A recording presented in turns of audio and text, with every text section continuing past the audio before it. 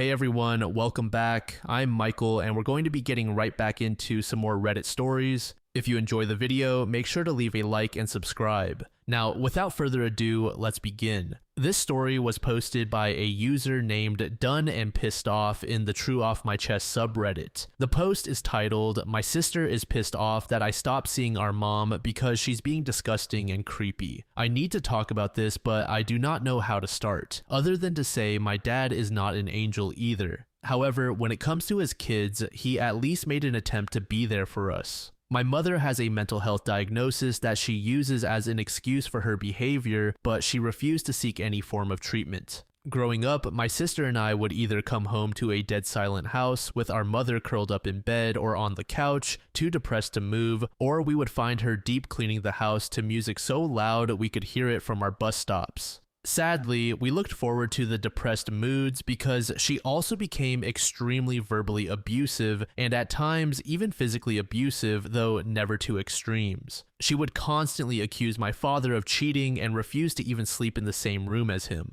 The one time he tried to send her to inpatient treatment when she got out after 72 hours, she told him that if he ever did that again, she would divorce him and made a bunch of other threats. My father was too scared of her threats to try to force help again, and she just got worse as time went on. Eventually, when I was 16 and my sister was 14, we heard our mother screaming on the phone that she was going to kill herself in front of us. I got us out of the house and took my sister swimming at the creek near our home because at 16 I had no clue what else to do. That day, when we finally got back, my dad sat us down and told us that he and our mother were going to get a divorce. He did not expect us to be relieved by the news until my sister broke down and told him that we had heard what our mother said on the phone. There was a lot of crying, many court dates, protective orders, and other things that ended up with us not having to see our mother unless we wanted to. I suppose when it sank in that we did not want to be around her when she was acting like a lunatic, she decided to take her mental health more seriously. But she never forgave my father for leaving her at her darkest moment. I cannot really blame him though, because that house was hell when she was in it. Anyway, I am 22 now and my dad has started dating again this year. The woman he has been seeing is lovely, age appropriate too, and they do cute old people things together even though they are not that old. My mother took it hard for some reason even though she has been dating on and off since the divorce.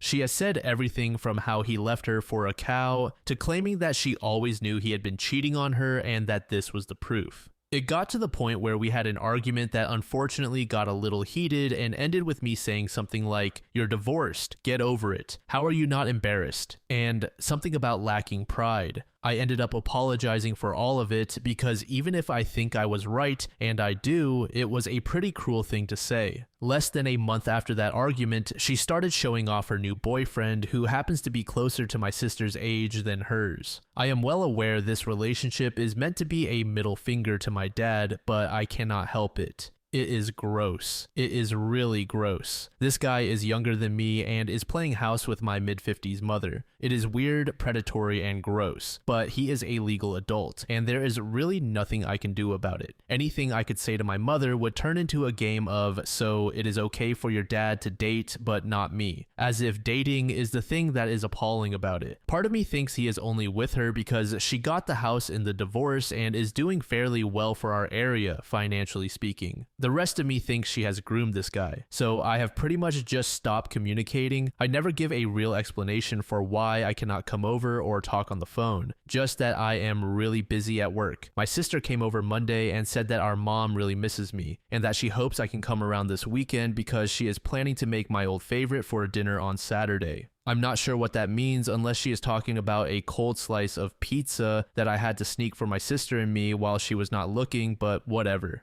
I tried to hedge around the issue, but my sister would not drop it, and I ended up snapping that I did not want to go watch a 50-something get handsy with a college freshman. My sister looked absolutely shocked by this and asked if I was serious. When I shrugged and nodded, she started cursing me out and asking why I had such a problem with mom being happy, finally. I said that I would just prefer if she was happy with someone actually old enough for her, and I was not going to pretend to be cool with it, so I figured she would probably not want me around. My sister ended up hitting me, getting herself barred from my place in the process, and now my mother has been sending woe is me texts and voicemails of her crying and asking if I hate her and all this other stuff I just cannot deal with. I do not want to tell my friends about it because they do not know how messed up my family is and have mostly interacted with my dad or my sister, if any of my family at all. Sorry for the length, but I feel better already just getting it out. Thanks for reading if you did. Update. I just remembered this account because I was talking to my sister recently and the big fight came up. I remembered that a couple of people had asked for an update if there was one, so I decided to give one. Someone on my last post said something I just could not shake off, about bipolar disorder being hereditary. I kept thinking about it and feeling sick, going over my sister's behavior at the time and how she had changed. Without getting too much into her business, my mother was not the only issue and the hitting was not the only issue. At the time, I just thought my sister was going through an I'm an adult, I can do whatever I want phase, which I admit I went through as well. It was not until someone pointed it out that it started to make sense to me. I ended up convincing my sister to see someone just to get tested. I agreed to do it as well because she had a whole I'm not crazy, you're crazy outburst at me. I looked into it because another comment had mentioned pay scaling and I found an option in our price range at the time. Though now I have insurance through my new job, so soon neither of us will have to worry about that as much. I triple checked that I could put her on my insurance and I got lucky since she is still in college. After talking to our respective therapists and psychologists, it turns out she has bipolar 1, like our mother, whereas I have post-traumatic stress disorder related to my mother and her care. She jokes that I got off lucky because she has to take big old horse pills and I get a free pass to smoke weed. My mom stopped seeing the young man only a few weeks after the post. I knew it was a phase. From what my sister says, she has been dating another man now, but she has not changed the way she acts. I think my sister is close to cutting off contact with her too, which despite how cruel it sounds, I am hopeful for. For me, cutting contact came after my therapist said that what I saw as normal arguments between us was actually me becoming triggered because she was always reminding me of the worst times of my life. It feels strange to use that word. I have never been the kind of person to hate trigger warnings, but to think they apply to me is weird. I thought about it a lot and decided I agreed. Fighting with her about it would get me nowhere, so I just told her I did not want to see her for a while and blocked her. She did not take it well, but she calmed down after the first couple of weeks. On a much happier note, my dad is getting married to his girlfriend, which I am so excited for. She is such a lovely lady and they share so many passions. Their antique glass collection belongs in a museum and I have never seen two people happier. Rue the Blue said, "The statement about trigger warnings is too real. I never thought they would apply to me until my therapist explained that the reason I started backsliding whenever I saw certain things was because I got triggered." Beach Pellini said, "Man, that is rough. I hate that a 22-year-old had to be the mature one in all of this, that it had to be him protecting his sister when they were kids because none of the adults were going to. It is not a shock that he has post-traumatic stress disorder. I am glad he and his sister are doing better at least." To this, Lavender said, "My parents stayed together too long, and one thing I will never forgive them for is fighting so loudly on Saturday mornings that my little brother would sneak into my room so he would not have to be alone listening to them scream. It really sucks. Neither of us have married, and I know our parents are a major reason for that."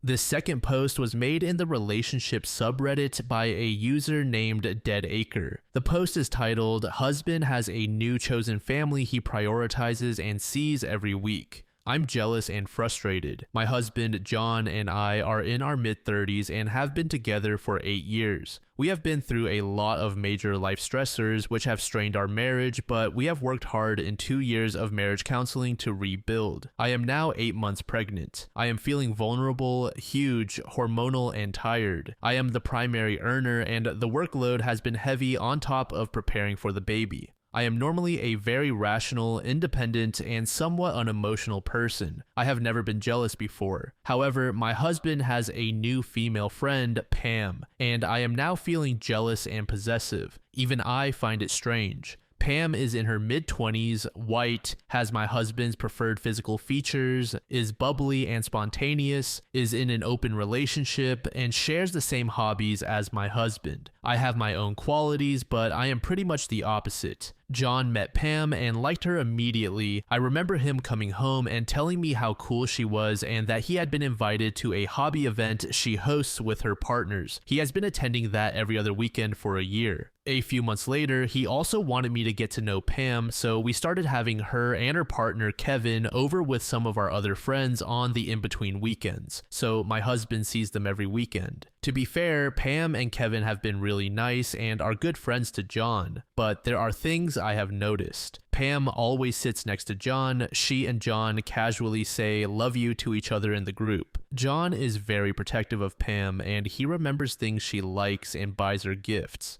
If one of these events is canceled, John is noticeably sad. Going even a week without seeing them is hard for him. Because of these weekend commitments, we do not have date nights and rush other activities. If I have other plans, then we split up and do not see each other. We are discussing this in counseling but cannot come to an agreement. Our counselor facilitates but does not give direct guidance. I have shared that it feels like he is prioritizing this relationship over our own. That I hate that these standing date nights with Pam and her partners trump our own. That he is not keeping up with commitments to me or the baby, and I am managing with my own support network of family and paid help, but at 8 months along, I need help. This needs to change. He has shared that Pam and her partners are part of his new chosen family since he had to move away from his family because of me. That I said it was okay for him to spend this time with them and I cannot just change my mind. That it is unfair. That he is willing to spend more time with me, but then something else needs to give. He thinks I am overly sensitive and that I am only worried because Pam's relationships are open. He believes my insecurities are something I should deal with in individual therapy. I am really not sure what a compromise looks like, and counseling seems to just cause us to entrench more. I am wondering what advice anyone out there might have. Update. It has been a while. Our little boy is 2.5 now. Thank you to everyone who commented. It was the kick in the butt I needed to lay down the law, especially the folks who rightly pointed out that I was a passive doormat without self-respect. That stung, but was true. After my post, I had a big sit down with John about the things I was upset about. My husband was traveling to be a groomsman for a good friend. I told him to stay out there for an additional week and decide if he wanted to stay married and wanted to be a family. If he wanted the above, to think about what needed to change on his part and how he was going to be a good husband and father going forward. To arrange to go over it with me and our marriage counselor upon his return. Alternatively, if he did not do the above, then when he got back, we would start logistics on separation and co-parenting. Surprisingly, he did all the above. Apparently, he reflected a lot at the wedding. His friend and his wife are such an in-love couple, and thought a lot about us, our relationship, and what he wanted. He came back and proposed changes, an immediate break from Pam and her company, and a stop to their hobby. He would play some Dungeons and Dragons and Magic, the Gathering online, but that was it. He would take over the remaining baby prep and promised to lay out a postpartum care plan for me and the baby. He stuck to his word and also worked hard to regain my trust. Then we had our son and my husband was over the moon in love. He and the baby have been inseparable ever since and have an amazing adventure-filled life with all the hobbies. After our child was born, Pam lost interest in my husband anyway, and shortly thereafter cheated on her poly relationship. Kevin and John have actually become good friends since then, but John is straight, so I have no worries there. As I've reflected, I think I also just actually hated Pam. She is everything I do not like. Relying on men for affirmation, no job or life ambition, frivolous and stupid. Apparently, according to Kevin, the feeling was mutual. She thought I was a controlling, stuck-up, robotic Ivy League workaholic who did not appreciate or support my husband's hobbies and quirks. I was also a lot more emotional during pregnancy than normal. My husband, upon reflection, liked being needed and admired. We had a lot to work through, but 2 years later, we are in a great spot. I also had a weird shift in hormones postpartum, which made my sex drive really high, which helped a lot with our relationship. I did not want this to be too long, but there were a lot of changes we implemented to get back to a loving place. John feels a lot of purpose in being a dad and has supported me as my career has taken off. Sometimes things are still hard. My job is really high stress, toddlers are a lot of work, etc., but we are pretty happy. We spent this morning snuggling in bed with our toddler and dog, pretending we were on a boat, making hairdryer sounds and giving hugs. We live a pretty boring suburban kind of life, but it works for us. Thanks everyone for the push to stand up for what I wanted and needed. Beach Pellini said that wedding's timing really came in clutch. The couple deserves a gift basket every year on their anniversary for finally getting him to clue in. To this altruistic brief said, weddings really are an effective test for a relationship. You either become lovey-dovey and inspired, remembering why you married your other half and recommitting, or you realize that you either do not feel that way anymore or you never did. Just River said, it is good that John reflected, but I remain baffled at how and why people like him think the behavior is reasonable in the first place. I would be so annoyed that it was someone else's wedding that finally led him to understand what he was doing, and not my tears or requests. To this comment, Dryad Duinith said the following: yeah, to tell your 8 months pregnant wife that you need to prioritize your family by spending a lot of time with this other woman you met is some truly magical audacity. This next post was made in the AITA subreddit by a user named OneChange. The post is titled, I refuse to go to my sister's wedding after finding out only our side of the family were having to pay to attend. My younger sister Katie and her partner Chris are getting married in April in Dubai. She has always wanted an extravagant wedding and is going all out, so the wedding is happening over 4 days. There are 70 guests, but they want us to stay in the same hotel with them along with her bridesmaids and groomsmen. The hotel is pretty luxurious, so with flights it is costing us just over £2,900 each. Chris's family is also staying in the hotel, which includes his parents, 2 brothers, and his nephew. They are well off. I do not know exactly how much they earn combined, but I know Katie earns £88,000, and she is the lower earner. About 6 months ago, Chris and Katie came to us and asked to borrow £17,000 more. They stressed it would be a loan paid over time and said the venue had increased the price.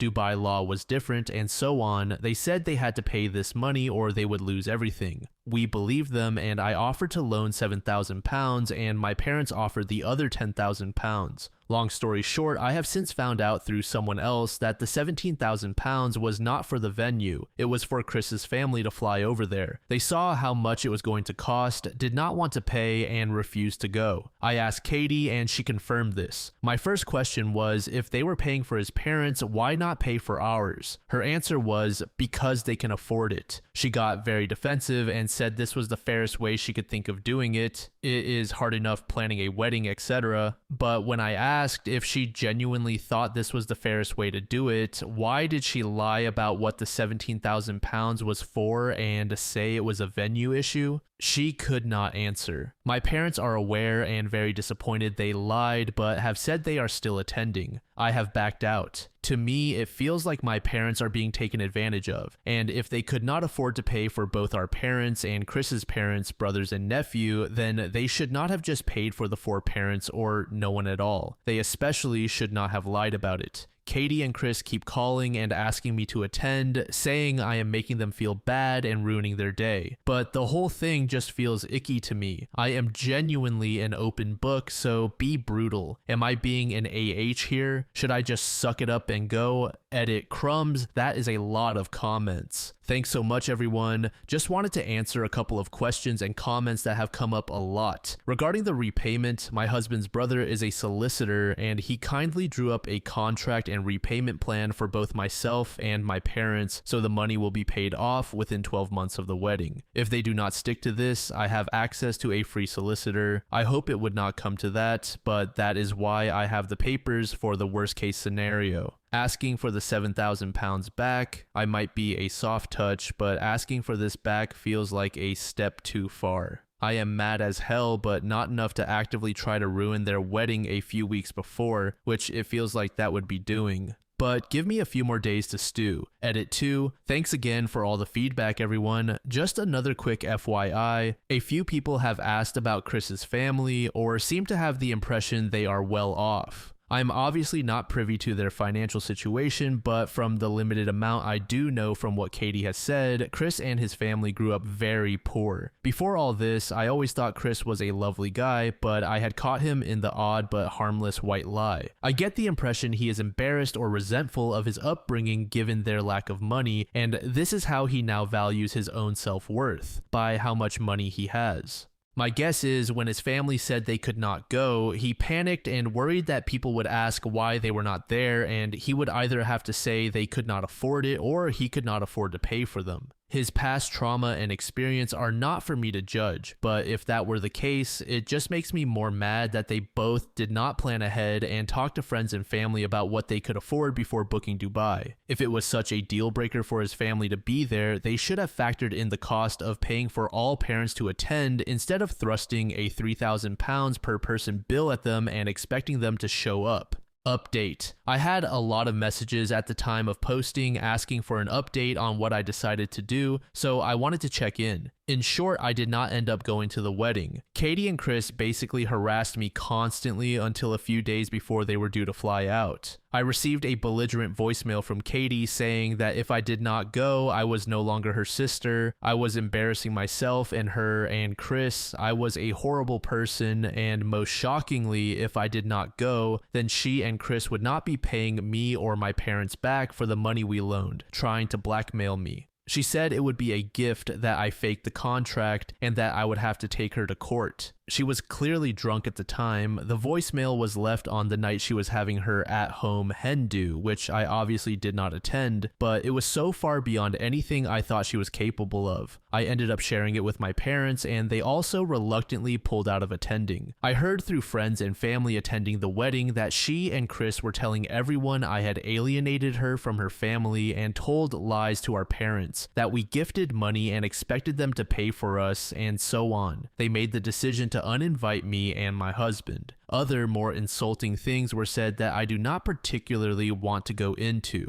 Suffice to say, they were very hurtful. As I mentioned in my post, I had my brother-in-law, who is a solicitor, draw up a contract for repayment for both myself and my parents. The first repayment date passed without word from either of them, so my brother-in-law took over. His attempts to reach them were ignored, apart from one email from what I think was a fake law firm outlining that the money was gifted, the contract was fraudulent, and that we should take them to court. In response, my brother-in-law sent a copy of the voicemail Katie left and a final demand outlining that the payment plan was now null and void and that we wanted the money in full within 30 days or we would indeed be going to court. Magically, the full amount appeared in our accounts 5 days later. Again, I have heard on the grapevine since the wedding that they have been telling anyone who would listen that we asked for our gift back out of the blue, disowned them, and how much of a difficult financial position they are in because of this. So that is that. I cannot see myself having a relationship with her after this, which is devastating, but at the same time, I truly believe now, after everything, that it is not my fault.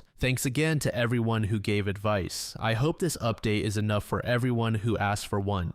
McLon Dark said, "Bro, if your wedding is in another country because you want to show off, you better be able to afford that and not ask your family for loans." Random Dude said, "That is at least 2 assholes out of the marriage pool. That is one positive thing to see in all this nonsense." Thank you so much for making it to the end of the video, and thank you also to partner of the channel, Gamersupps. Use code DLAM to support the channel and get 10% off of your purchase, link in the description. I'm sure many of you like me have a hankering for daily caffeine, so go check them out. Lately, I've been a big fan of Titty Milk and Acid Rain, but they've got dozens of other flavors for y'all to try out. Anyway, thanks again for reaching the end, and I hope you all have an amazing passage of the next 24 hours.